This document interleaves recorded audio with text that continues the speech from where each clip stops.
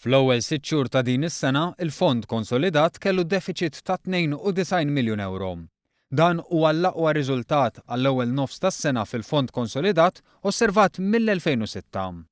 Filwaqt li fl-2016 kollu kemm hu pajjiżna kellu surplus, fl-ewwel 6 xhur ta' dik is-sena kien hemm żbilanċ ta' 111 miljun. Dan ifisser li meta mqabbel mas-sena l-oħra, sa issa din is-sena kien hemm titjib ta' 19 miljun euro. Fl-istess perjodu fl-2012 kien hemm deficit ta' 248 miljun euro. B'hekk mill-bidla fil-Gvern twettaq titjib ta' 192 miljun euro fil-Fond Konsolidat. Id-dħul tal-Gvern fl-ewwel 6 xhur ta' din is-sena kien ta' 62 miljun euro iktar minn sena ilu. Aktar minn nofs ta' din iż-żieda kienet dovuta għal dħul ogħla minn fondi Ewropej. Barra minn hekk kien hemm żidiet fi dħul mit-taxxi, evidenza ta' kemm l-ekonomija qed tikber.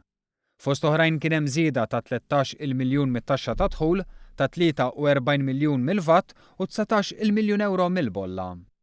Imqabbel mal-aħħar sena ta' gvern preċedenti, id-dħul tal-gvern huwa 625 miljun euro iktar, jiġifieri 52% akbar.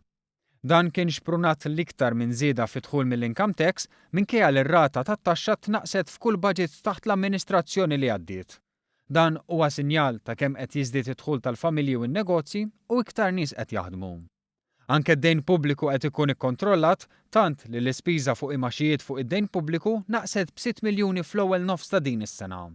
Fi żmien l-amministrazzjonijiet preċedenti din kienet fost l-iktar spejjeż li kienu jolew sena wara sena.